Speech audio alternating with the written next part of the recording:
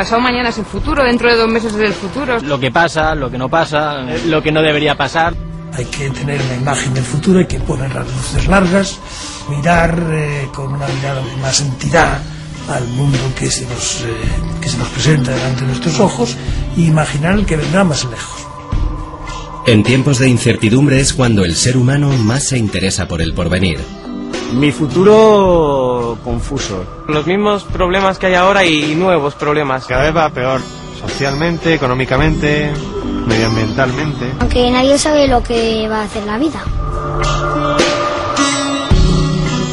Estamos viendo bastantes amenazas, una crisis que parece que va a ser más larga de lo que se preveía, unos fenómenos un poco de rupturas que podrían dibujar un futuro un poco oscuro.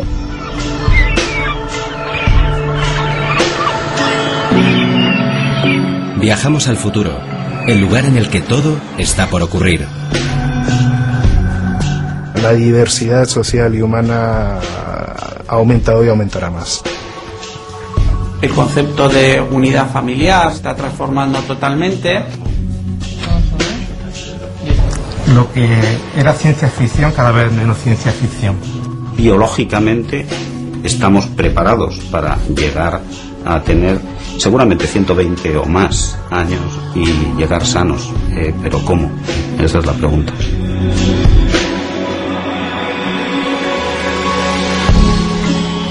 Estamos en medio de la gran revolución de la salud humana.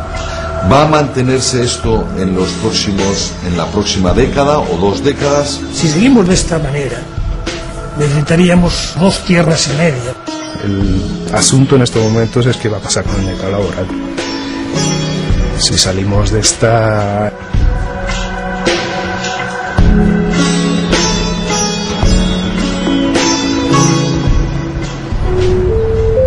Señores clientes, la empresa concesionaria informa que para este trayecto no se dan avisos de embarque por megafonía. Rogamos permanezcan atentos a las pantallas.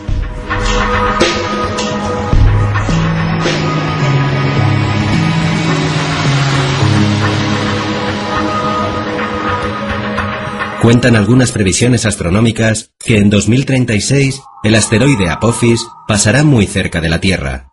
Y hay quien sostiene que podría impactar contra el planeta, causando todo tipo de plagas bíblicas, cuando no directamente la extinción de la especie. Para entonces, Marina tendrá 35 años, y si se cumplen sus sueños infantiles, el Apophis la encontrará paseando perros.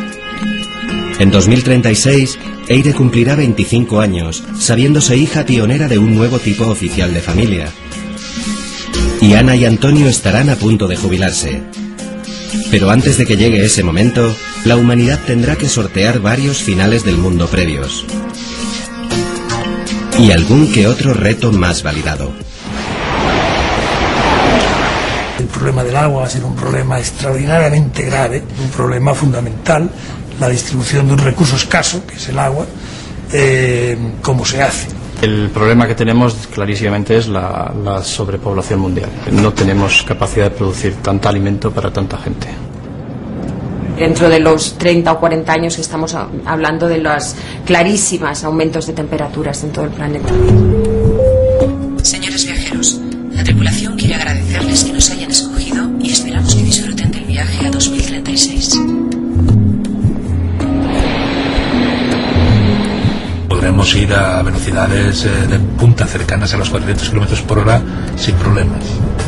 Las previsiones cuentan que para 2036 seremos unos 8.000 millones de habitantes en la Tierra, 53 millones en España. Y los niños que nacen hoy en los países desarrollados podrán aspirar a vivir 100 años. Consumiremos un 50% más de energía. La mitad de los coches del mundo serán eléctricos. Las enfermedades hereditarias dejarán de serlo. El superacelerador de partículas habrá reproducido un Big Bang completo. Y quien no esté en la red no existirá. En los próximos años habrá alimentos específicos para determinados segmentos de población. Las marcas comerciales intentarán patentar, entre comillas, productos que sean que curen la salud. Se está hablando de que la adolescencia actual será la última generación que cocinará. La comida llegará a las casas inteligentes, lista para consumir. La transformación tecnológica será global y el mundo se medirá en dimensiones gigantes o a escala nanométrica.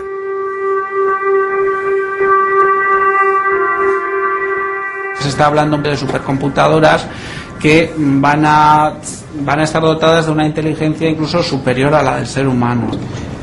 En un futuro tendremos sensores que los llevaremos en la solapa de la chaqueta y nos medirán todos nuestros parámetros vitales. Quizás hasta ayer, 20 años no fueran nada, pero hoy, dicen los antropólogos, los cambios van a tal velocidad que todo puede ser en el próximo cuarto de siglo. En el futuro, órganos completos y, por qué no, en el futuro mucho más alejado, un cuerpo humano entero. Lo que sería la creación de un ser humano in vitro completo. Sí, hay un miedo que tiene además un nombre, una expresión, que es la pendiente resbaladiza. Si hemos llegado hasta aquí, ¿hasta dónde llegaremos, ¿no? En este momento, uno de los principales objetivos está en la Luna y en Marte.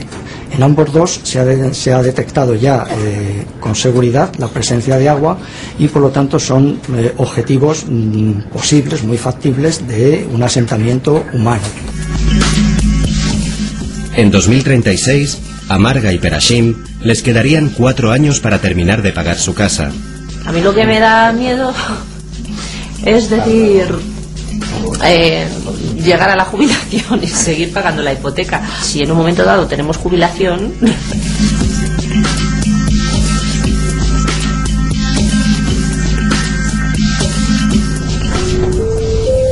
Señores viajeros, en este momento el trazado nos obliga a reducir la velocidad. El tiempo perdido ya lo recuperaremos. A reducir la velocidad se le llama desaceleración. Y esa es precisamente una de las características de la estación de partida que vamos dejando atrás. La desaceleración económica mundial, la crisis, pone su marca a una época compleja, en la que todo sucede más deprisa, o así parece.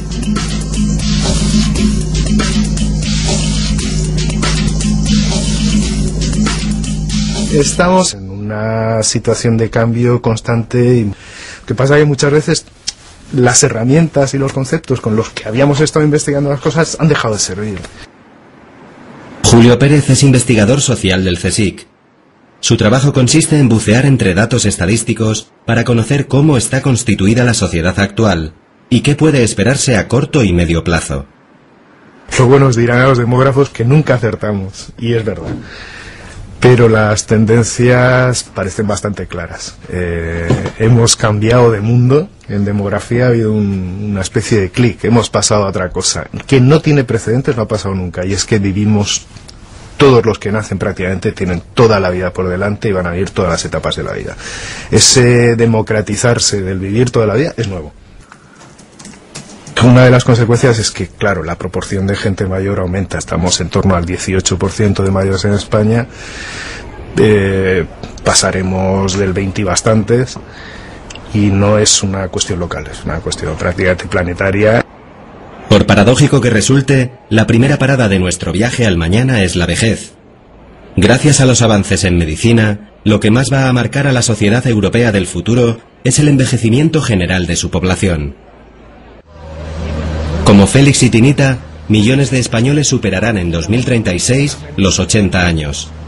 Y por primera vez en la historia de la humanidad, muchos podrán alcanzar la edad de la madre de Tinita, 105.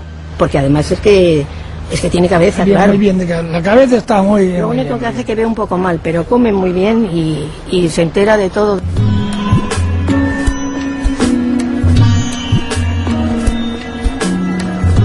Hablando de demografía, ¿qué necesidades tendrá esta población? Pues una población que tiene problemas o pérdida de capacidades en la masticación, en el tono muscular, en piezas dentales, en problemas de evolución, digestión. Entonces, ¿qué alimentos habrá que desarrollar para realmente cubrir estas necesidades? Azti Tecnalia fue en su origen una fundación creada por el gobierno vasco para la investigación del medio marino. Hoy es una empresa que, además de estudiar los mares, hace previsiones sobre los alimentos del futuro. Para conocer el escenario futuro, qué pasará dentro de estos 25 años, trabajamos siempre con ejercicios de prospectiva, que vendría a ser como el género narrativo de la ciencia ficción. Generamos escenarios y nos hacemos preguntas. ¿Cómo será el consumidor?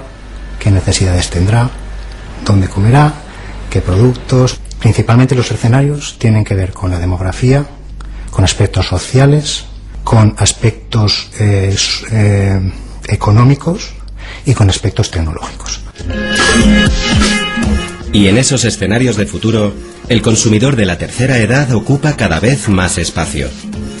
En 2011, el número de mayores de 60 años supera al número de niños y jóvenes juntos, una progresión que irá en aumento. El ser humano vence los límites de la biología y se encuentran nuevos retos. Lo que prevemos, claro, es que haya un aumento absoluto de casos.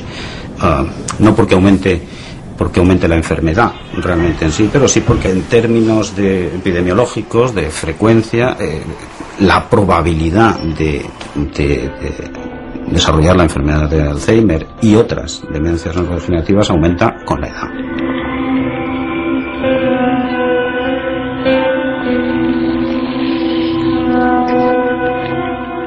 En la Fundación 100, dedicada a la investigación del Alzheimer, Alberto Rábano trata de encontrar la fórmula de frenar o amortiguar en lo posible esta progresión. Nosotros estamos seleccionados por la selección natural pues para una determinada longevidad. La hemos superado con mucho. No estamos muy seguros hasta dónde se puede prolongar. Genéticamente también la población humana es muy heterogénea y es decir que biológicamente estamos preparados para llegar a tener seguramente 120 o más años y llegar sanos, pero ¿cómo? Esa es la pregunta. Mientras se encuentran las respuestas, las previsiones dicen que aumentarán, en algunos casos se duplicarán, los afectados por enfermedades asociadas a la edad, desde cierto tipo de cánceres a las demencias o el Parkinson. Cianotrofia y además muy frontal y temporal. O sea que estos se hacen con un patrón de demencia frontotemporal, pero a la vez con afectación de todas las áreas del Parkinson. Viviremos más años y nacerán menos niños. Ambos parámetros esbozan el retrato de la sociedad de 2036. El crecimiento acelerado de la humanidad se va a acabar antes de lo previsto, porque el descenso de la fecundidad está siendo mucho más rápido y más extendido de lo que se pensaba. Muchas veces, por motivos que no tienen nada que ver con los programas de planificación familiar, tienen que ver con, digamos, eso del progreso, aunque sea un concepto muy difuso, pero es que el progreso, esa mejora en la supervivencia de la gente y en las condiciones de vida es lo que hace innecesario tener fecundidades tan altas, ¿no? Y este descenso planetario en el número de hijos es mucho más pronunciado en los países ricos. Las proyecciones que estamos realizando prevén que pues Europa sea digamos el continente a nivel mundial que más población va a perder en los próximos 30, 40, 50 años, ¿no? A diferencia de lo que pueden ser pues otros continentes, otras grandes regiones donde, sobre todo en el caso de China e India, se están produciendo ya y se van a seguir produciendo pues, crecimientos demográficos importantes, ¿no? Y sobre todo en África. Ivonne Zugasti es futurólogo científico, un especialista en prospectiva, disciplina que trata de adelantarse a lo que pueda ocurrir en una empresa, un país o una sociedad. Bueno, ahí estamos analizando dos grandes movimientos, ¿no? La gran transformación que supone las tecnologías de la información y la emergencia de la sociedad del conocimiento, ¿no? Fenómenos como los de las redes sociales que probablemente no acaban más que empezar, ¿no? Esto va a suponer una transformación total en nuestra forma de convivir con otras personas. La sociedad del conocimiento es el nombre que algunos optimistas han puesto a una época que empieza a finales del siglo XX, cuando las tecnologías de la información, con su creciente capacidad para almacenar cada vez más datos y hacerlos circular cada vez más deprisa, se convierten en un bien de gran consumo. partir de ahí, ningún escenario de futuro puede hacerse sin ellas. En política, salud, música o amor, las aplicaciones tecnológicas son el ábrete sésamo del mañana.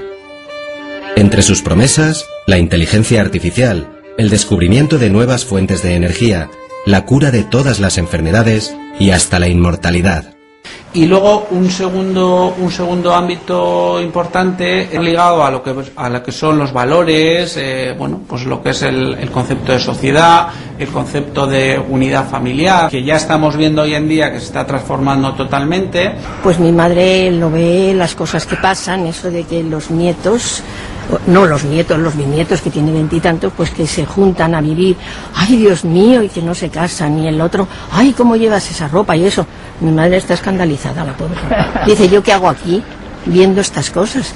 Yo pienso que nosotros vamos a, si es que vivimos un poco más, porque ya pasamos de los 80, pues no sé, no lo puedo prever. Yo creo que ya nos vamos acostumbrando, porque como lo vamos viendo poco a poco. Antes mayoritariamente veíamos niños y parejas jóvenes. Eso era lo habitual en el pasado de la humanidad. Ahora no. Ahora hay gente de todas las edades y en relación a las estructuras de los hogares y familiares pues pasa lo mismo. Antes casi todo eran familias con niños, lo que se llama familias nucleares, y ahora la diversidad es muy grande por la variedad de edades, pero también por la, digamos, relajación en la necesidad de constituir familias con muchos niños. Entonces hoy en día es opcional, hasta las opciones sexuales son opcionales. Ahora parece que va siendo el paso natural, porque un país detrás de otro, todo el mundo lo va legislando, que es como creo que tiene que ser. El resultado es una sociedad menos monolítica en la que conviven familias pequeñas, monoparentales, homosexuales, con un solo hijo o ninguno, y familias amplias, numerosas, con hijos de relaciones anteriores, sin olvidar a los que vivirán solos. La gente busca mucho más opciones de vida. Antes estabas muy limitado a unos roles sociales y ahora mismo eso se ha diversificado muchísimo. De manera que la gente está bastante perdida. Tendrán que experimentar muchísimo en el futuro para saber cómo demonios quieren vivir. Pues yo quiero ser granjera para cuidar a los animalitos. Pues un novio mío, un compañero. ¿Y con quién más? ¿Vais a vivir tú y él solos? Con Marcos y Laura. A mí me gusta hacer muchas cosas de mayor y no sé lo que podría hacer. A mí me gusta todo, vamos. Me imagino trabajando para una empresa cualquiera o trabajando para mí mismo, diseñando cosas. Tampoco quiero un trabajo para toda la vida. No me gusta estar sedentario. Ya he trabajado en trenes, o sea, he viajado mucho, pero aquí hasta entonces yo quiero un trabajo en plan fotógrafo de National Geographic, por ejemplo. Mis padres son de Taiwán, pero yo nacido y criado en Dallas, Texas. Hice un Erasmus en Barcelona y me encantó. Yo creo que un par de años más en Europa y después a Asia una temporada, porque realmente mucho del futuro está empezando allí. Yo nada más terminar el máster me voy para afuera y ya está. Yo no pienso quedarme aquí ni loco. Tengo pensado en irme a Asia, alguna zona de Asia. Sea como sea el destino de este viaje, desde España el rumbo señala al este. El no hace tanto lejano oriente hoy se toca con la mano. Que el futuro será asiático ya es un lugar común. La mega tendencia sigue siendo la globalización. Y dentro de esa gran tendencia yo creo que hay sin duda unas transferencias de poder muy claras que se mueven desde el mundo occidental hacia el Pacífico. Nos vamos hacia el Pacífico a una velocidad muy grande. Tras dejar su puesto como máximo representante de la política exterior europea, Javier Solana imparte cursos y charlas sobre el futuro de la humanidad. Los llamados países emergentes, muchos de ellos están más mirando hacia el Pacífico o están en el Pacífico. China, India, por decir los dos más importantes, pero hay otros. A veces nos olvidamos, por ejemplo, Vietnam tiene 90 millones de habitantes, más que Alemania. Y China e India concentran el 45% de la población mundial. Un dato no por repetido menos sorprendente. casi la mitad de los habitantes del planeta residen en solo 2 países. Desde lo que llamamos la política dura, es decir, la militar, el mundo sigue siendo bastante unipolar. Estados Unidos mantiene un poderío mundial militar muy distante del siguiente, que sin duda es China.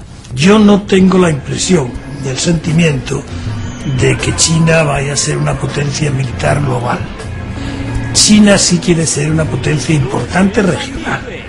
Necesita recursos naturales, necesita gas, necesita gasolina, necesita petróleo, necesita materias primas, necesita alimentos, y si quieren seguir creciendo al ritmo que están creciendo, su necesidad de materias primas va a ser extraordinaria. Las materias primas son el talón de Aquiles del futuro.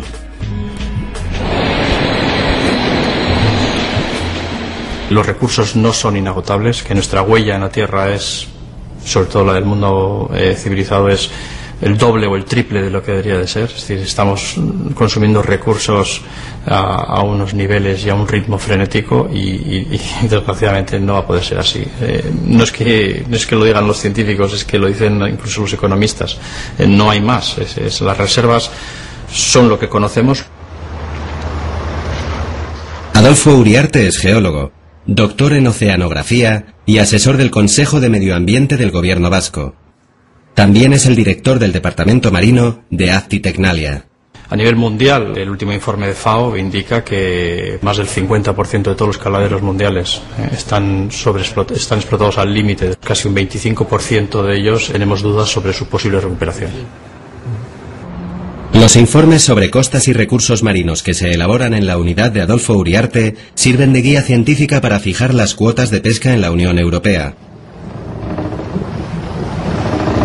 Se vienen a pescar del orden de 100 millones de toneladas al año. El documento de FAO este año también, que ha salido público este año, también dice que nunca antes había comido tanto pescado y tanto producto del mar como ahora. Nunca tanta gente había vivido tan poco del mar y de la pesca como ahora.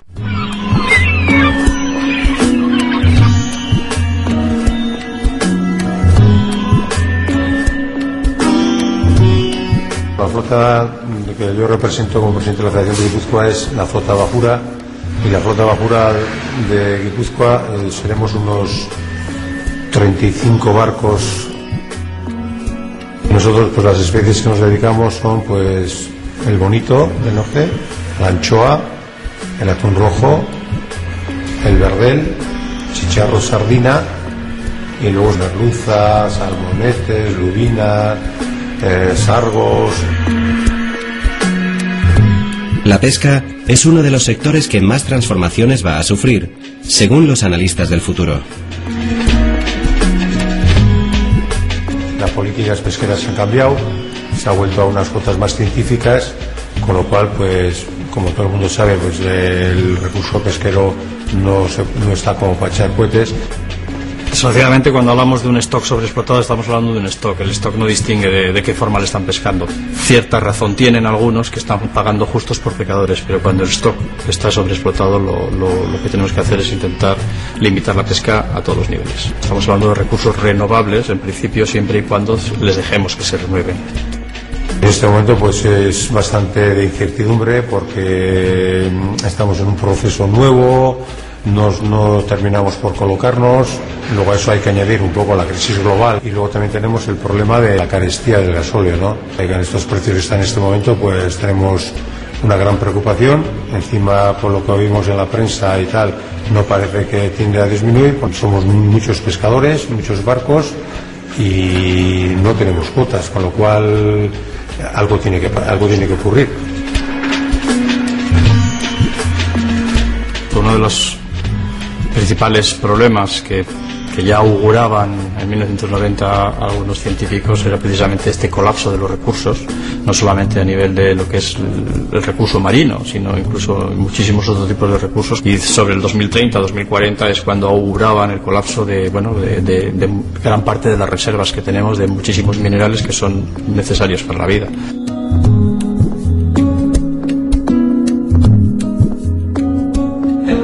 A nivel exploratorio, En Prospectiker están integrados en el proyecto Millennium, un grupo internacional de análisis y prospectivas de futuro. La sección que dirige Ivonne Zugasti se encarga de 2 áreas, Latinoamérica y los escenarios mundiales del agua, en colaboración con la UNESCO. Una disminución de la población, el agua es un recurso muy importante y va a generar muchos conflictos entre países, entre regiones. No son las zonas más áridas y con más desigualdades sociales las únicas para las que se barruntan conflictos hidrológicos. En muchos países, incluido España, la gestión de las cuencas fluviales está en las agendas de asuntos pendientes. A lo mejor tenemos la misma cantidad de agua, pero no cuando la necesitamos, y eso es un problema para la manera que estamos gestionando el agua ahora mismo. La profesora Ana Iglesias, especialista en economía y agricultura, es uno de los 13 científicos españoles integrados en el panel del cambio climático de Naciones Unidas. En sitios del Mediterráneo como Chipre, que es una isla que no tiene ríos, todo el agua viene de la lluvia, hay clarísimo descenso de las precipitaciones y ya por ley todas las casas tienen que tener doble circuito de agua para no desperdiciar ni una gota de agua. Va a ser un problema extraordinariamente grave y si seguimos con este despilfarro con el que estamos viviendo, pues seguramente no dejaremos a las siguientes generaciones un planeta digno de ser vivido. Entre tanto, 1.100 millones de personas de las generaciones actuales viven sin agua potable. Para 2025, Naciones Unidas predice que pueden ser 3.000 millones los que la busquen desesperadamente. Será, parece, un mañana sediento.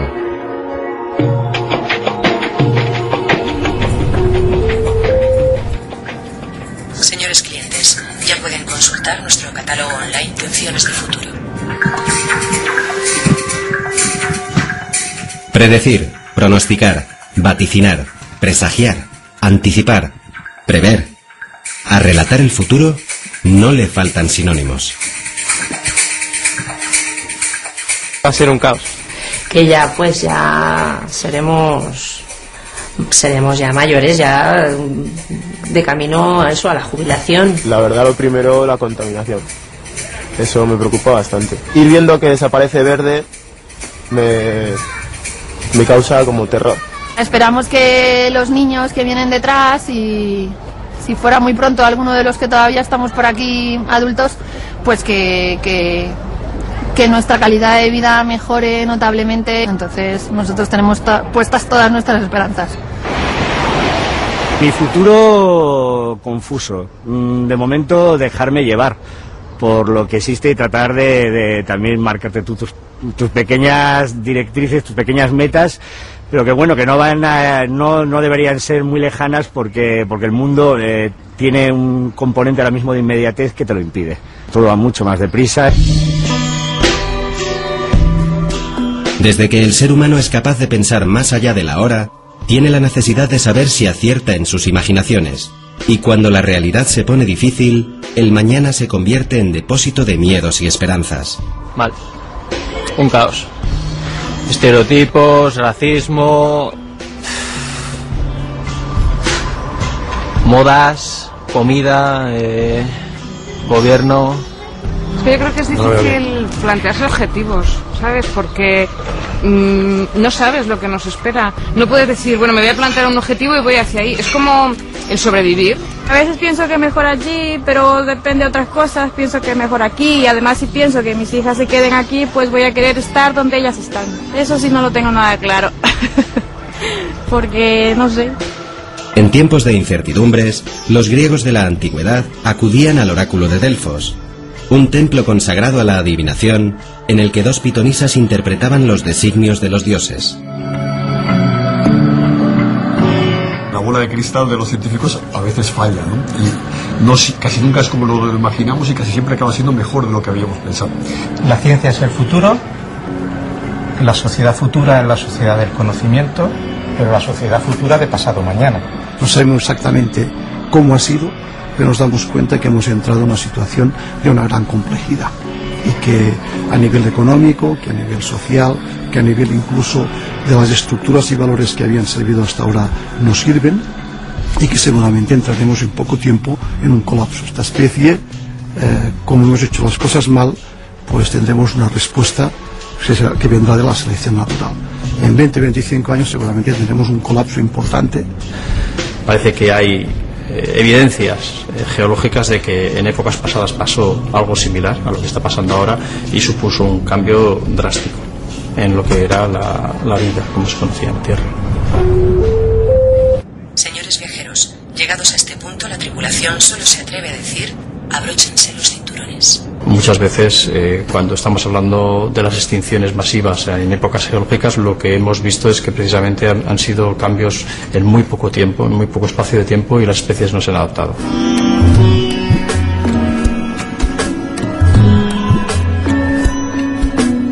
La humanidad atraviesa una era de revoluciones científicas y sociales bajo la amenaza de un cambio, pero no un cambio cualquiera.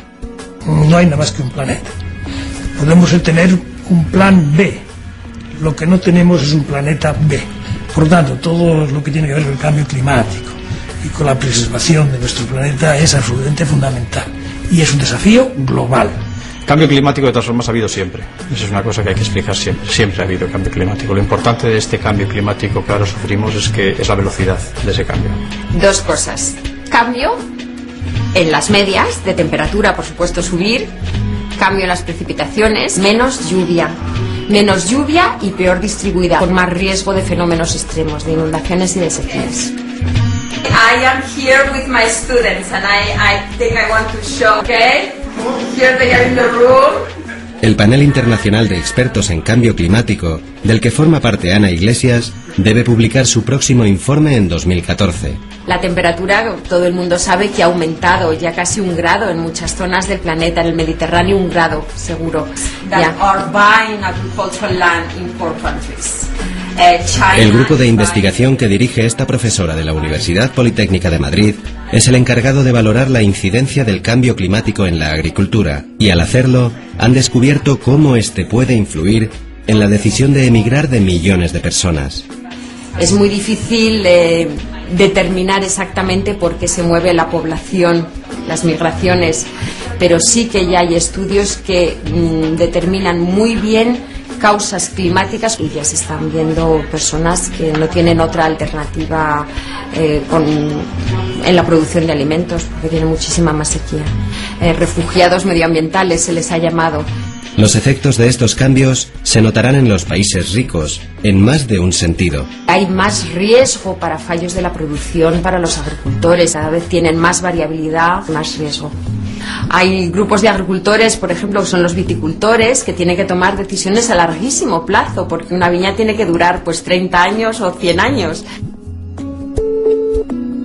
Y el mar también se está mostrando sensible a esas variaciones. Sí que hay a nivel mundial evidencias de que hay incrementos de subida del nivel del mar. Cuando estamos hablando de cambio climático sabemos que muchas especies van a sufrir estrés. Los peces regulan su temperatura conforme a la temperatura del medio ambiente. Si la temperatura del agua sube, la temperatura del pez sube. Eso va a afectar al crecimiento, va a afectar a la reproducción, va a afectar a muchísimos parámetros biológicos.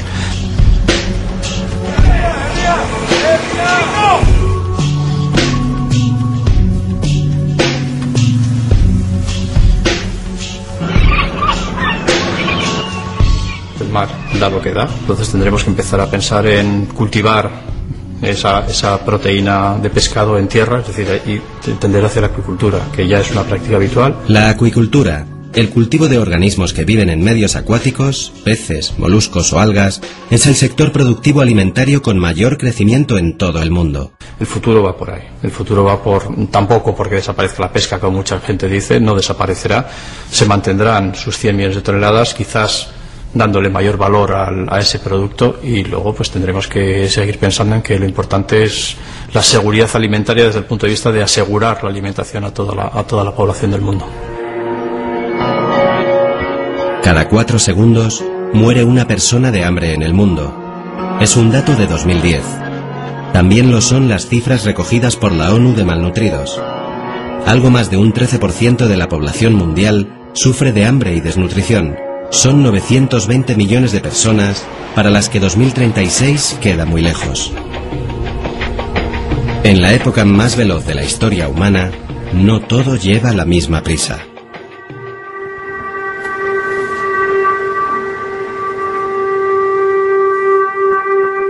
Van a sufrir, seguro, pero que tienen que hacer muchos méritos para sacar los estudios para cambiar el régimen de vida, porque es que se están acostumbrando a vivir de una manera que antes no se llevaba. Entonces, si no se llevaba antes, hay que cambiarla. No creo en Dios, pero tampoco dejo de creer en Él. Es como si no supiera situarlo dentro de mi vida. Puedo verlo detrás de algunas acciones, detrás de ciertas cosas que pasan y en la voluntad de las personas, pero tampoco creo de una forma como para tener una religión. No necesariamente vamos a un mundo laico o un mundo menos religioso. Lo que pasa es que la religión cambia de significado. La religión, de ser una imposición o de ser parte del ambiente en el que tú te criaste, pasa a ser una opción personal también. Y te puedes convertir en budista, que a lo mejor a lo largo del ciclo vital has pasado por 4 religiones distintas. Eso es un cambio también muy grande. De nuevo ahí la diversidad social y humana ha aumentado y aumentará más. ¿Cómo veo yo el futuro? Aún lento. Y creo que la globalización es una cosa buenísima. Yo tengo mi móvil con las teclas de toda la vida. O sea, yo soy del iPhone, yo aquí con el móvil, con las teclitas. Déjame, eso no se me da bien. El Minority Report ese... Yo creo que hay un crecimiento tecnológico descontrolado, que no somos capaces de asimilar ahora mismo. Somos analfabetos científicos. Señores viajeros, les informamos que nuestra siguiente parada, la ciencia, tiene conexiones con salud, energía, alimentación y nuevas tecnologías. En el vagón del conocimiento y la investigación, el futuro se escribe en la cabeza de un alfiler y en el espacio infinito. Las predicciones en cuanto a la nanociencia son espectaculares. La nanociencia es la ciencia que estudia y que manipula la materia a niveles extremadamente pequeños. Las dimensiones que tenemos solamente para salirnos de nuestra galaxia son de muchos miles de años luz. Es tal la magnitud que hay en el espacio que muchos encuentros son simplemente casualidad. En el universo hay cientos de millones y millones de galaxias. Entonces somos realmente muy pequeñitos.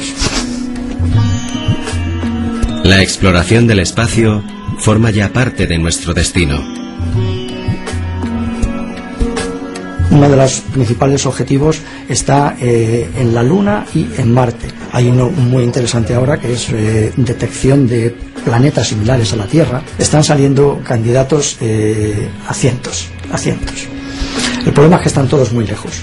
El descubrimiento de agua en la Luna y en Marte les ha colocado como objetivos estratégicos. Y en estos momentos se especula con la existencia de una fuente de energía en la cara oculta de la Luna. Esto es un poco dentro de la especulación, pero sí, se habla de la existencia de helio 3, que es un combustible nuclear, que podría existir en cantidades suficientes como para pensar en la rentabilidad de una explotación comercial. Ahí tenemos que ser muy prudentes. Señores viajeros, en estos momentos no podemos descartar cortes de energía en algún tramo del viaje. Las 2 próximas décadas se publicitan como una nueva era con una energía más limpia. El principio del fin de la dependencia del petróleo, ese oro negro tan contaminante como productivo. En 100 años son incontables los barriles de crudo que el mundo, sobre todo el desarrollado, ha consumido. Pero el petróleo no es eterno, y los conflictos por controlar sus yacimientos se incrementan. De ahí que en todos los foros futuristas se hable de alternativas, fuentes renovables, hidrógeno, centrales nucleares. Sin embargo, y a pesar de estas promesas energéticas, la mayoría de las perspectivas coinciden en señalar que la demanda de petróleo aumentará más de un 50% en las 2 próximas décadas. Ahora tenemos que empezar a hacer esa transición hacia tecnologías y fuentes de energía intermedias, digamos, o bien con algunas renovables como la eólica, la solar, incluso el desarrollo un poco de lo que puede ser las tecnologías ligadas más a fuentes de energía del mar, por ejemplo, ¿no? La maremotriz o la energía de las olas, etcétera, etcétera, probablemente la gran transición será ya pasar a la economía del hidrógeno hacia 2030 aproximadamente. La sempiterna dependencia de los combustibles fósiles condiciona nuestros hábitos de vida y parece que lo seguirá haciendo. El transporte, el comercio mundial, la producción, el consumo y hasta la moda o la alimentación evolucionarán al ritmo que marque el barril de Brent. Hasta ahora nos hemos permitido seguramente gastar mucho dinero, entre comillas, en transportar productos de distintos sitios del mundo. Pero esto, desde mi modesta opinión, digámoslo así, la evolución hará imposible el consumo de productos de otras zonas del mundo por la evolución de los combustibles, de la energía. Y entonces lo que debemos es recuperar los productos de la zona de temporada, por necesidad. Pere Castells, químico y colaborador desde hace años de Ferran Adrià, es el director de la Fundación Alimentación y Ciencia, donde investigan el futuro de la comida. Hay varias tendencias. La que no nos gusta mucho es que la tendencia es que cada vez se va a cocinar menos. Serán alimentos semi-preparados y la intervención de la industria alimentaria en todo este tema, pues evidentemente cada vez será más importante. El sector de la alimentación es uno de los que más dinero mueve en el mundo y son miles las investigaciones en marcha sobre el futuro de cultivos, formas de producción, distribución y ventas. Señores viajeros, en las pantallas tienen a su disposición nuestros menús especiales. Pueden realizar su petición directamente desde su asiento. Hoy muchos de los alimentos que hay en las tiendas, en los supermercados, son diferentes a los que había hace 25 años. Y dentro de 25 años seremos diferentes, por lo tanto se habrán nuevos alimentos que hoy ni imaginamos. La crisis energética, el envejecimiento de la población, el cambio de rol de la mujer y una vida urbana ajetreada configuran la cocina del futuro. Y en el horizonte ya aparecen alimentos con 1001 propiedades. En este sentido, podríamos hablar que en los próximos años habrá alimentos específicos para determinados segmentos de población, productos con ciertas propiedades nutritivas o de salud, ¿no?, que se llaman los alimentos funcionales. Medicalizar la alimentación, seguramente desde el punto de vista de marketing esto funciona, pero puede ser que se produzca un efecto boomerang, porque si todos los alimentos que consumimos nos curan cosas, pues al final uno no se cree nada. O sea, si esto me cura la salud, o sea, a lo mejor sí que es verdad, pero no está demostrado. Hay gente que dice que ya la generación del siglo XXI quiere ser inmortal y eso. Y lo basa en la alimentación y eso es imposible, digamos. No sé si será imposible en un futuro, pero yo creo que a corto plazo es imposible. Entretanto, aumentará uno de los principales problemas de salud del mundo desarrollado, la obesidad, en gran parte debida a un tipo de alimentación barata y alta en calorías. Comemos más seguro que hace 25 años. Muchas veces se demonizan alimentos, se amplifican el efecto de las crisis alimentarias, de las dioxinas, etcétera. Hombre, ¿hay más alergias? Pues sí, hay más alergias, hay más intolerancias, pero no te sé decir. Ahí yo preferiría que no lo metierais. Hoy, en miles de laboratorios se sueñan alimentos de los más variados tipos. Hay gente que ya habla de hacer un food printer, poder imprimir la comida que nos vamos a comer ese día átomo a átomo, ¿no? Bueno, esto es ciencia ficción y seguramente no será así. Será de una forma distinta, pero será parecido en cuanto a la capacidad que vamos a tener de poder modificar la materia de esa manera. El Instituto de Nanociencias de Aragón es pionero en la investigación a escala nanométrica. Un nanómetro es la millonava parte de un milímetro. Y los científicos han descubierto que a esos niveles ínfimos e imperceptibles al ojo humano hay todo un universo por explorar. No cabe duda que la nanotecnología va a tener un impacto muy importante tanto en el avance en los medios de comunicación, en el medio ambiente, en las energías renovables y luego en el ámbito de la medicina. En 2015, el 15% de todo lo que se fabrique llevará procesos nano. Y además estaremos hablando de un mercado mundial del orden de los 2 billones de euros, billones europeos, millones de millones.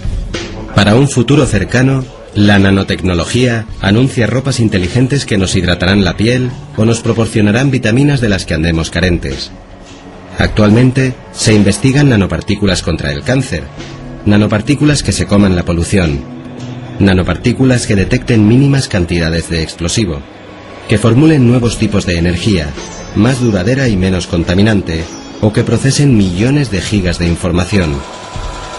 Con esa capacidad, hay quien afirma que antes de 2050, los cerebros artificiales igualarán al cerebro humano. Si llega a conseguirse, estaremos a un paso, aseguran los futurólogos más tecnológicos, de la inmortalidad. Pero antes, viviremos otros cambios fundamentales. Manuel Doblaré es uno de los mayores especialistas españoles en diseño de prótesis e implantes y biomedicina.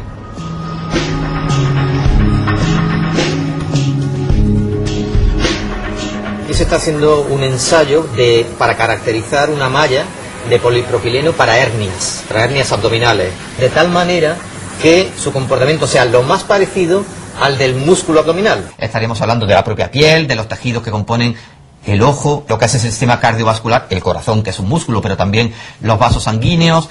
La creación de un artificial que no genere rechazos está cada vez más cerca. Hombre, la utopía que todos tendríamos en la cabeza sería no utilizar ningún tipo de tejido soporte. Utilizar solamente células, de tal manera que con factores bioquímicos determinados fueran capaces ellas solas de generar inicialmente tejido y, por qué no, en el futuro, órganos completos y, por qué no, en el futuro mucho más alejado, un cuerpo humano entero.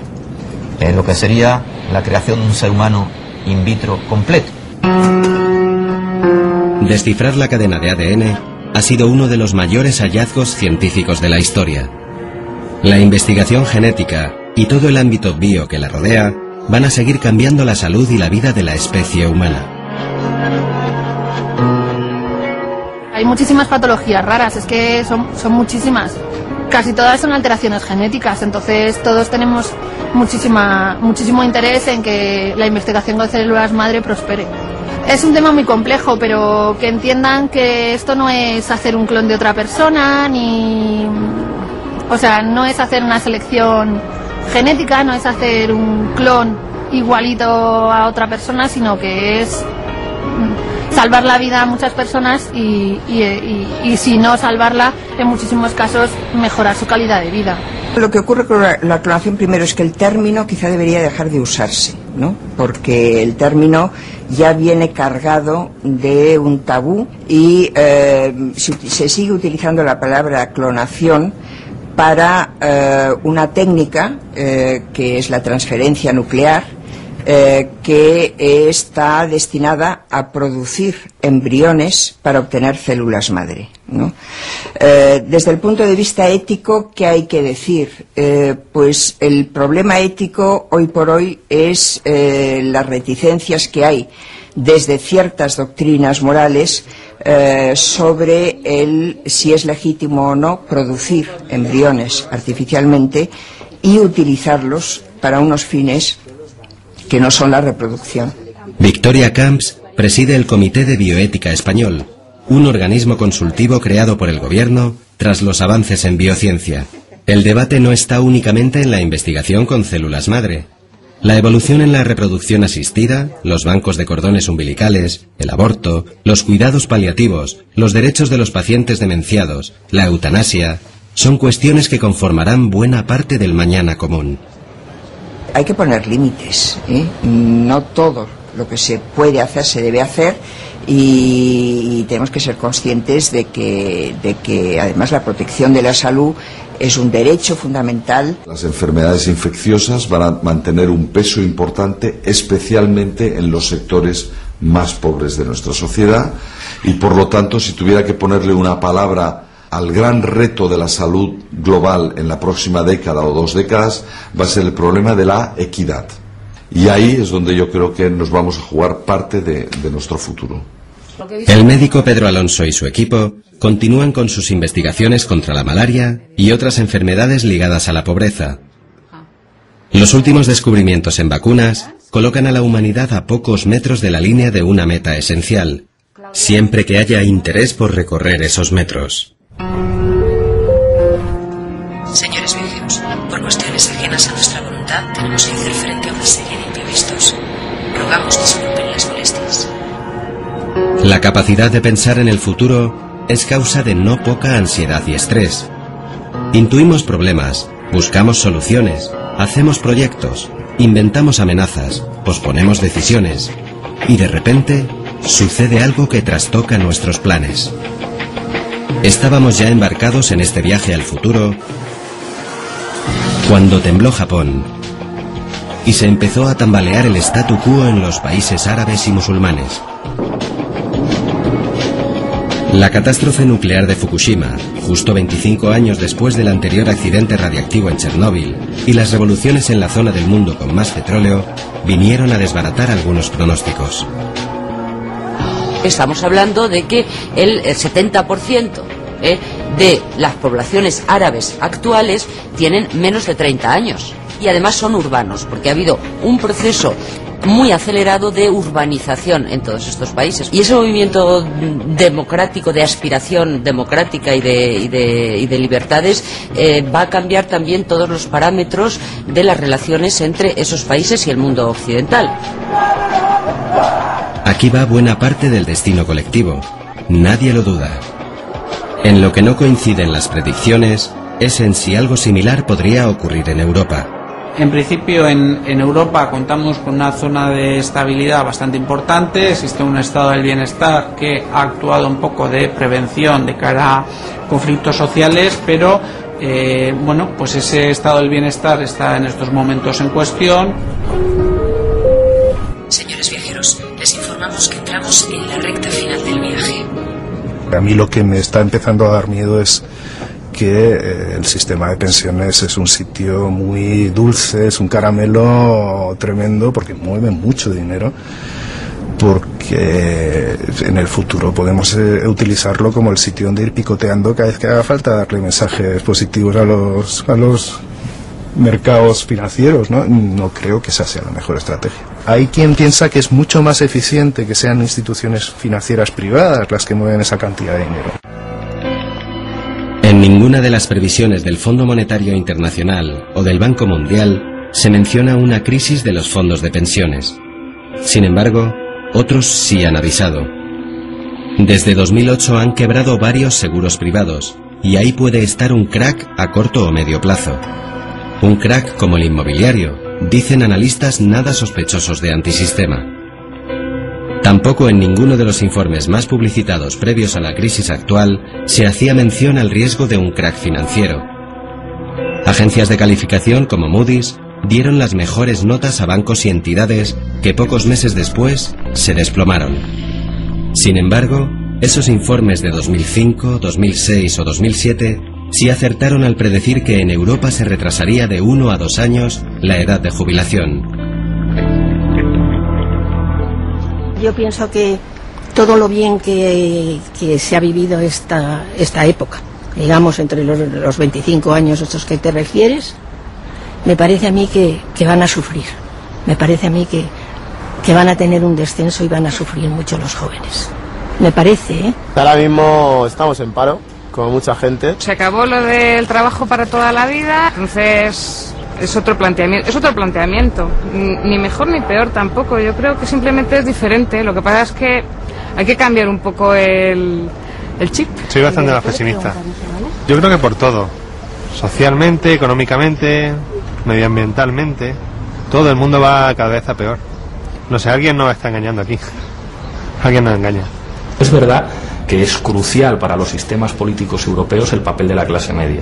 Lo que estamos viendo, el tema de las hipotecas, de familias que dejan de poder pagar su vivienda y que se colocan en una situación de verdadero riesgo social, es verdad que eso en términos políticos y en términos sociológicos es una bomba.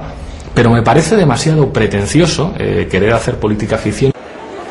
Pablo Iglesias investiga en las nuevas formas de intervención política que genera Internet. Las revoluciones en los países árabes parecen haber sido el bautismo para una nueva herramienta de lucha social. ¿Cuál es la estructura de los movimientos sociales actuales? Estructura red. Las redes sociales, Facebook, Twitter, todo esto, lo que tiene verdaderamente valor en términos políticos es la construcción de nuevas formas de participación democrática a través de las nuevas tecnologías que definen la economía y la política en el mundo actual, las tecnologías de la información y las comunicaciones. Las posibilidades que abren las redes sociales son cruciales. ¿Dónde está lo que produce beneficio ahora en buena medida? En los cerebros de la gente. La mejor prueba de esto, los derechos de propiedad intelectual. El poder está en nuestras propias cabezas. Si el poder está en las ideas, si el poder está en el conocimiento, habrá que actuar en el conocimiento. Las nuevas tecnologías están cambiando nuestra forma de vivir, de entender las relaciones sociales, de crear. Surgen nuevas herramientas, nuevos conceptos y hasta nuevos instrumentos musicales. En la red de hoy se está configurando la cultura de las próximas décadas. Ningún ámbito escapa a la influencia de la revolución tecnológica. La tecnología no es agnóstica, entonces hay que hacer un esfuerzo para desarrollar tecnologías que también permitan a las culturas de todo el mundo expresarse en su idioma auténtico, en su estética, en su música, en su manera de entender el mundo que le corresponde. La prospectiva, el estudio del futuro y sus distintos escenarios, que había permanecido arrinconada décadas, recobra bríos en un siglo XXI inquieto. Por doquier surgen análisis a medio y largo plazo, futuribles, objetivos estratégicos. Hay que tener estrategias, no basta con tener tácticas, hay que tener estrategias, porque la política en cierta manera es eso, es civilizar el futuro y hacerlo presente. Mientras, en la red se multiplican los mensajes apocalípticos y aumentan las llamadas a las pitonisas televisivas. Según los entendidos en videncia y esoterismo, las consultas habrían aumentado casi un 50% desde que en septiembre de 2008 cayó el banco de inversiones Lehman Brothers. Señores viajeros, ya pueden enviarnos sus peticiones de futuro. Todos los españoles, vivan donde vivan, estarán a unos 15-20 minutos de una estación de alta velocidad. Muchas gracias por habernos elegido para su viaje y buen regreso.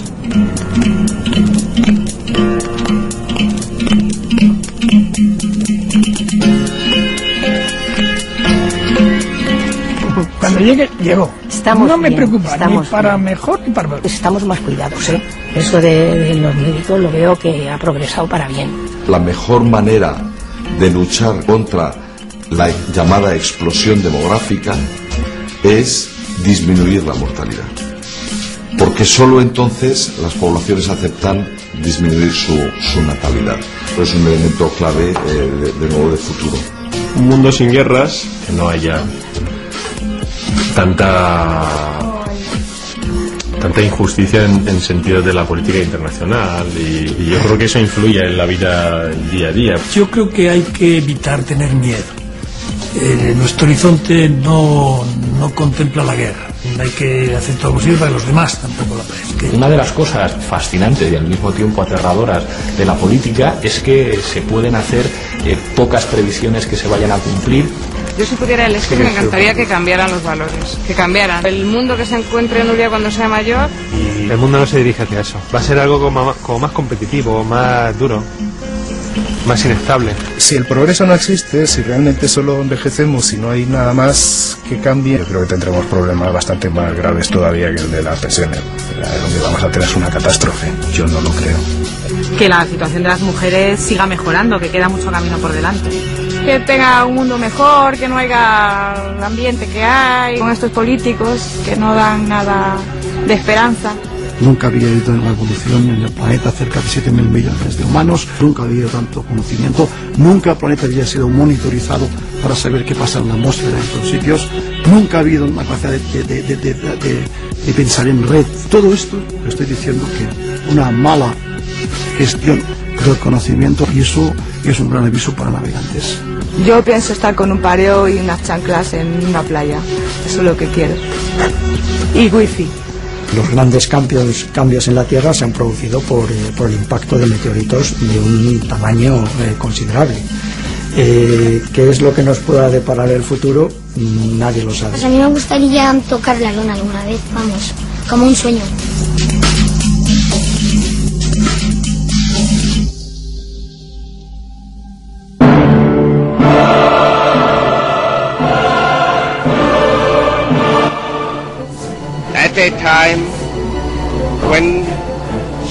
El cine ha popularizado recientemente la historia del rey Jorge VI de Inglaterra y sus trastornos del habla.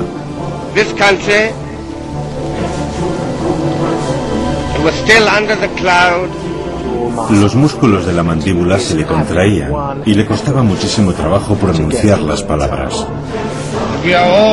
El rey utilizaba la palabra infierno para describir cómo se sentía cuando pronunciaba un discurso.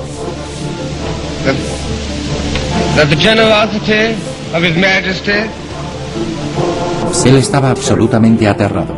Estar solo en una habitación ante un micrófono le horrorizaba. Y poco más de un mes antes de la coronación, se da la orden. Vayan a buscar a Logue.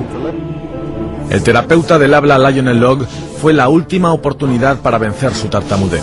Otros pacientes de la época cuentan sus métodos. Esa es la verdadera clave, respirar con el diafragma. Así que vamos a realizar varias respiraciones. Vamos allá.